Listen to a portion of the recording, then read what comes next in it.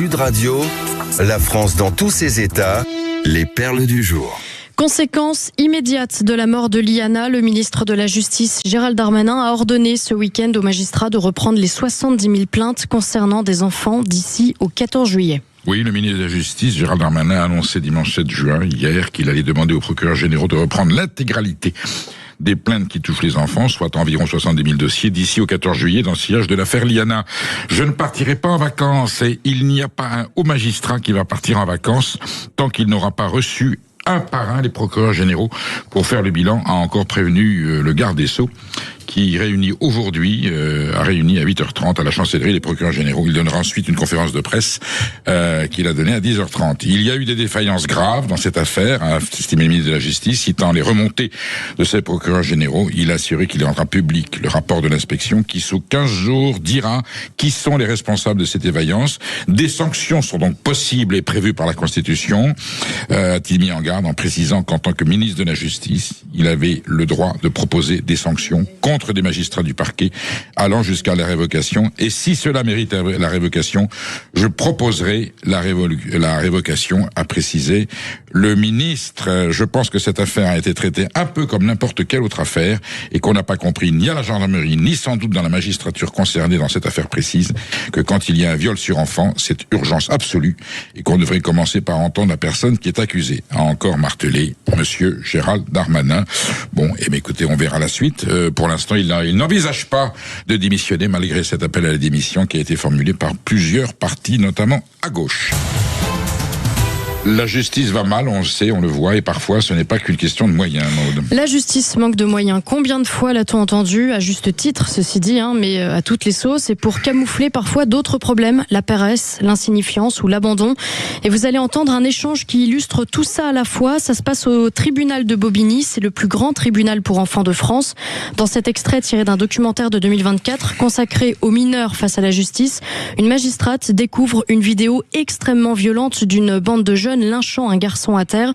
Celui qui lui montre cette vidéo, c'est son supérieur. Et au bout du fil, il y a un policier. Écoutez bien cet échange. Mais Cécile, il faut pas qu'elle me le remette dehors, là. Hein. Bah, les autres faits, ils sont hyper graves aussi. Hein. Ouais, bah oui, c'est clair, parce que la vidéo, elle est quand même un peu violente. Je sais pas, Cécile, hein, qui peut. Ah ouais, mais moi, je crois que je suis complètement insensibilisée, peut-être. Non, je vais pas sortir ces gamins en disant, on vous reconvoquera plus tard, quoi.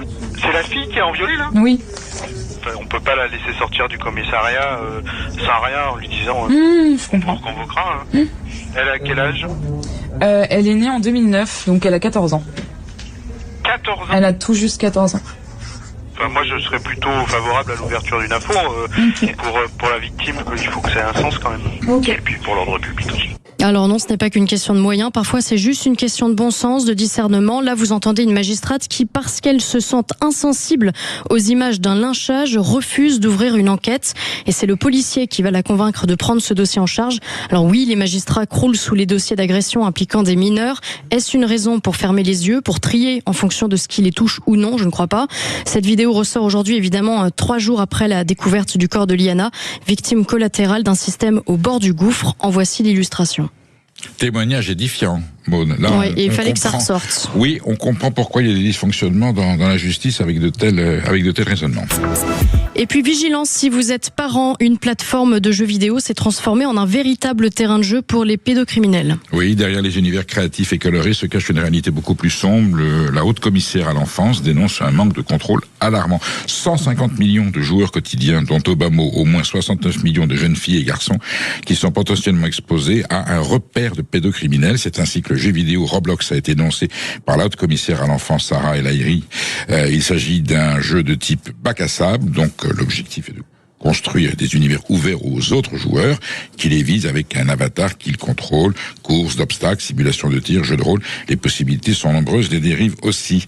L'ancienne ministre déléguée chargée de l'enfance rappelle le danger des jeux vidéo avec messagerie intégrée comme Roblox qui présente selon elle les mêmes risques et donc les mêmes dangers que les réseaux sociaux. La définition d'un réseau social, c'est la capacité à interagir avec des tiers qu'on ne connaît pas dans la vie réelle, dit Madame Aïri.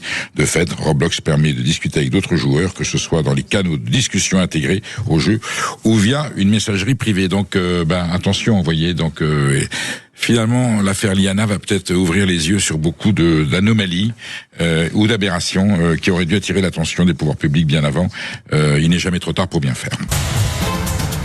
Des centaines de personnes se sont rassemblées ce week-end pour une free party sur un terrain situé à une trentaine de kilomètres de Montpellier. Je croyais que c'était terminé et que l'État avait été intransigeant là-dessus. Oui, les barrages de la gendarmerie ont permis de contenir le nombre de participants à peu près à moins de 2000 ce dimanche 7 juin au nord de Montpellier. La rave party démarrait à Ferrières-les-Verreries dans la nuit du 6 au 7 juin au nord du Pic Saint-Loup se poursuivait ce dimanche.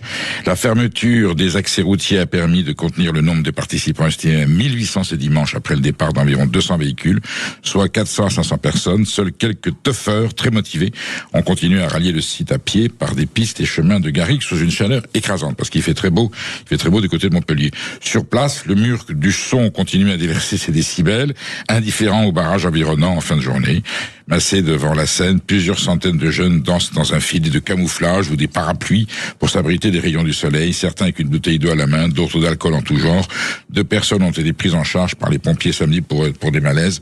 Un autre dimanche matin après une chute selon le bilan sanitaire provisoire par la préfecture. Donc voilà, une teuf telle qu'on peut l'avoir dans ses aspects les plus, j'allais dire, les plus dégradants, les plus insupportables. Et puis les pouvoirs publics, malgré tout, voilà, elle n'aurait pas dû avoir lieu. Finalement, on se laisse déborder et on essaye de faire en sorte qu'il n'y ait pas trop de dégâts jusqu'au jour où on aura évidemment quelque chose de beaucoup plus douloureux. Alors la fête pourrait se poursuivre jusqu'au mardi 9 juin.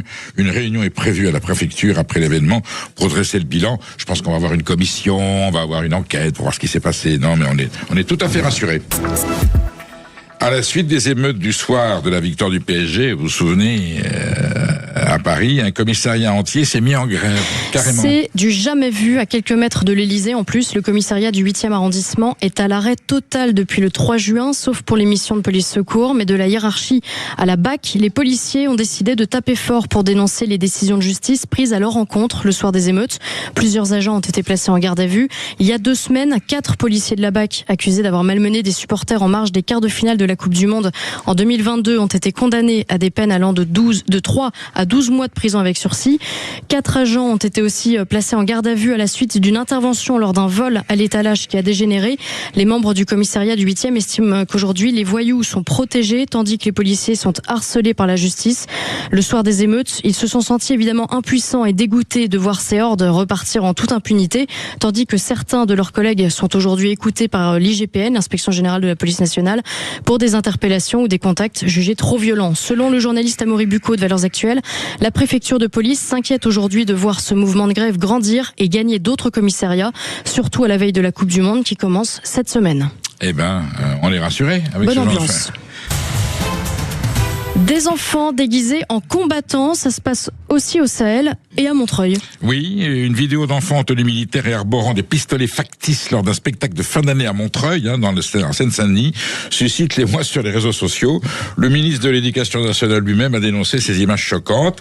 La séquence ne dure que quelques secondes, mais elle est rapidement devenue virale et suscite l'émoi de nombreux internautes.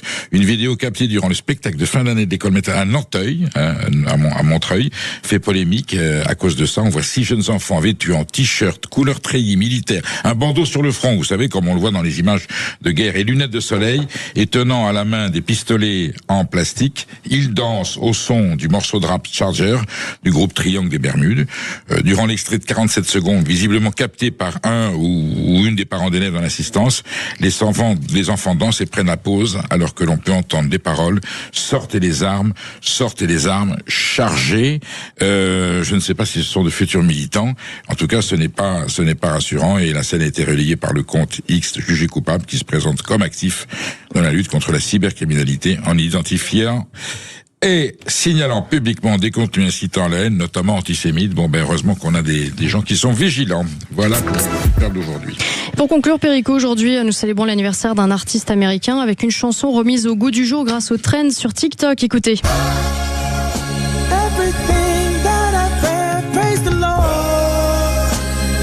Christ with the best Vous l'avez peut-être entendu, Perico, si vous passez de temps en temps sur TikTok, Instagram. Je ne vos vais ni enfants. sur l'un, ni sur l'autre, ni mes enfants. Ah, Donc, d'accord. je suis- Bon, alors, effectivement. Ça commence mal pour moi, mais bon. Alors, c'est l'anniversaire de Kanye West, qui a 49 ans aujourd'hui. Et cette chanson fait partie de son album Jesus is King. Alors, l'accent à Non, revoir. mais je connais. Sorti en 2019, année de sa conversion au christianisme. Voilà. Et depuis, il n'a fait quasiment que des sons tournés vers Dieu, la gloire de Jésus, etc. Je le croyais pas si âgé que ça. Je le voyais un peu plus jeune, vous voyez, 49 ans. Bon, c'est un joli âge. Allez, on va parler des voitures électriques et des bornes de recharge. Si vous aussi, vous avez décidé de passer au tout électrique parce que l'essence coûte cher ou parce que vous vous sentez concerné par le réchauffement climatique, par exemple, eh bien, vous vous sentirez aussi concerné par cette discussion avec Sébastien Fraisse, président du directoire du groupe Indigo. Restez bien avec nous et n'hésitez pas à nous appeler en direct au 0826 300 300. À tout de suite sur Sud Radio.